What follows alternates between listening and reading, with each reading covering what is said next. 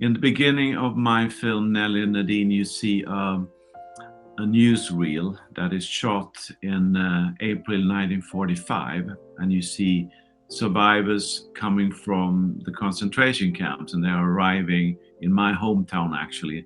You see them filmed in the moment of freedom. I saw this newsreel in 2007 the first time, and I became so fascinated in the faces of these women. I had this dream of maybe I someday can find out who they are, to identify them. That was the process that started in 2007. I actually made 2 films before this one that is also taking the starting point of those 2 films are also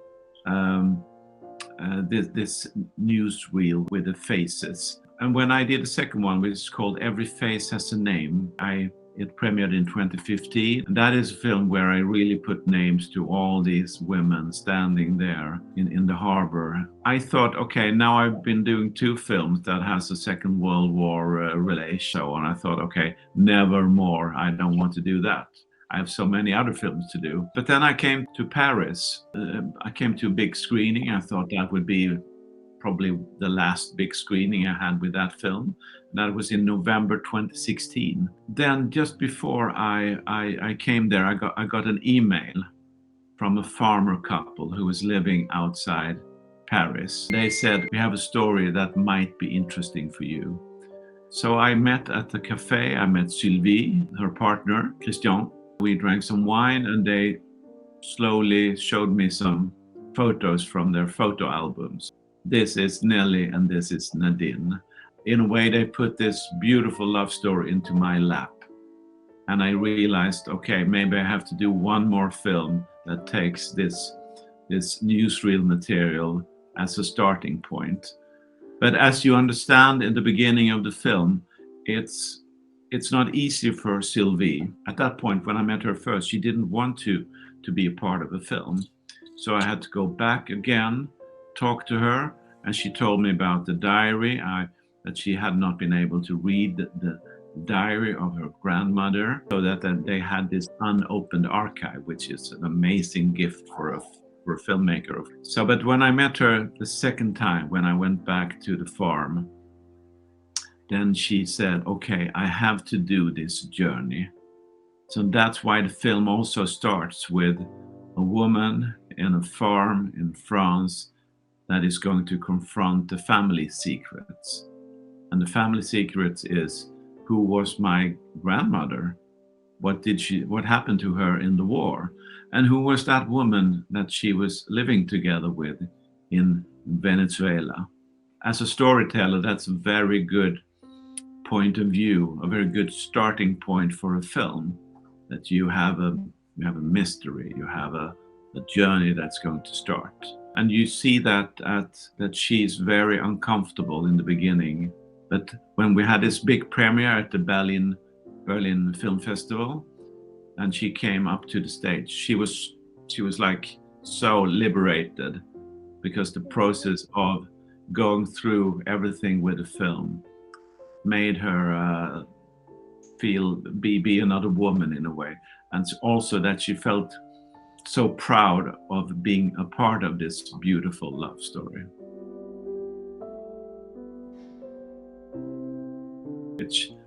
And I think I have like 3 different kinds of archive footage in my film.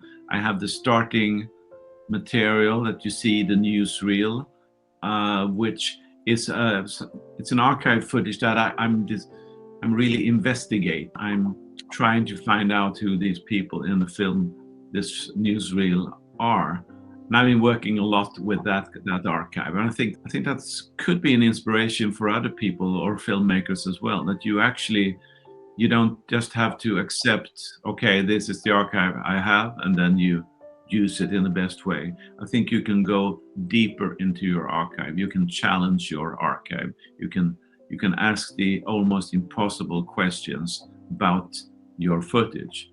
Is it possible to find out that little girl standing there 75 years ago? Is it possible to find out who she is? And that's what I've been doing with the newsreel material. And then I have a gift and something that I needed. I have the private 8mm films from Nelly and Nadine's life after the war. And most of that material was filmed by Nadine. Quite soon we realized that it was Nadine who had shot the material. We could see that it was her because there was some kind of relationship between the woman who held the camera and the woman who was in front of the camera.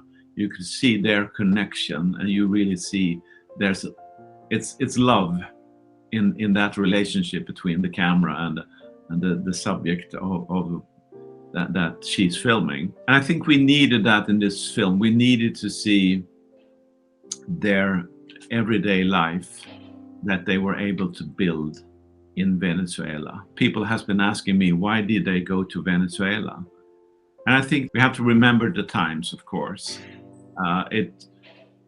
In Belgium, it was not illegal to live in a lesbian relationship, but it was also not easy. I think they needed to do a restart because they have decided that they wanted to live together.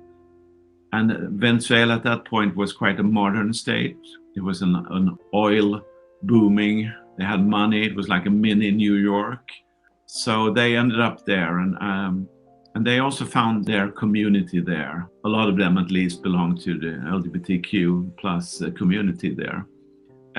That's the second archive I'm using, and then I have the third archive material, which I call the poetic archive material, which is what we are using when we are listening to the diary in the film, because it's a diary written inside concentration camps. And the big storyteller challenge was, of course, what do you see when you hear a story, someone is reading something from inside a concentration camp? The only thing I knew I could not use was images from a concentration camp, because the only existing images are from the liberation of the camps, and you see like pile of corpses, you see dead people. It's completely nothing you can use. But I quite early came up with this idea of trying to create a poetic archive layer with images that could, in a way, create a relationship between the visual and her beautiful words. It's super poetic, the diary.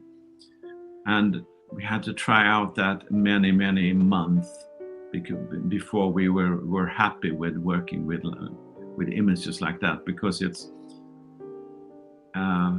more poetry, but we don't want it to be too much poetry. We still want to listen to the words.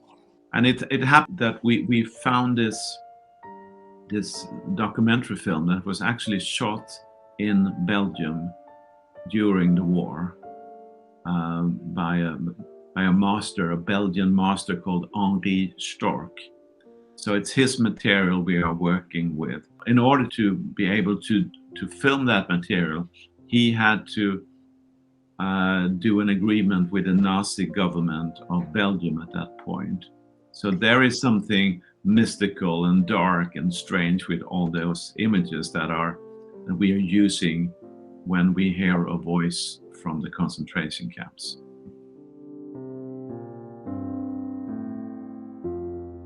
To me, one of the amazing things in the process of doing this film is when we are meeting the old friend from Venezuela, Jose Rafael Lovera, who spent a lot of time with Nelly and Nadine. And he was not able to live in Venezuela now because of the political situation. So he was living in Madrid. And he was a beautiful character, and he really told us a lot about life with those two women. He also said some things that we wondered a little bit about, because he was talking about you don't need to show affection publicly. There's something deeper. You don't have to hug and kiss in front of other people. And it was super interesting that he said that. After that interview, I talked to his daughter, and she said, well, my father has never been able to express himself, to express who he really feels he is. So he had lived a life in the shadows in a way, even though he had a family, he wanted another life. And she told me that my father is fine with me telling that story. So, I mean, that's something you could not write in a script. It's just about being a documentary filmmaker, and you are so open for that anything could happen when you're doing a documentary journey like this. And that was something very memorable and very important to the film, because it's also a film about today. It's not a film about what happened at the end of the Second World War. And of course, the daughter tells his story. And we were so much looking forward to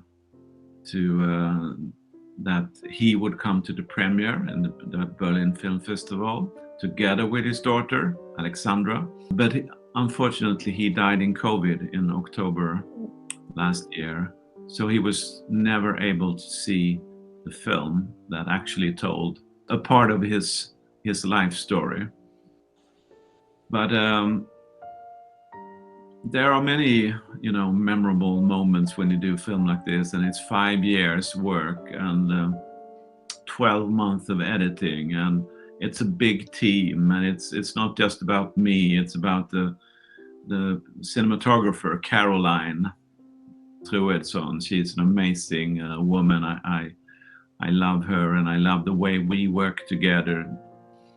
Because we have to understand that the story is built on fragments. It's not that we have like a book where we can just check everything.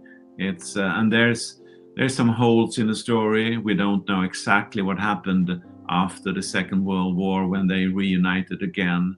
There will always be holes like that. There will always be questions and mysteries left. But I don't think that's a bad thing. I think every film should have a lot of mysteries. I think that's good.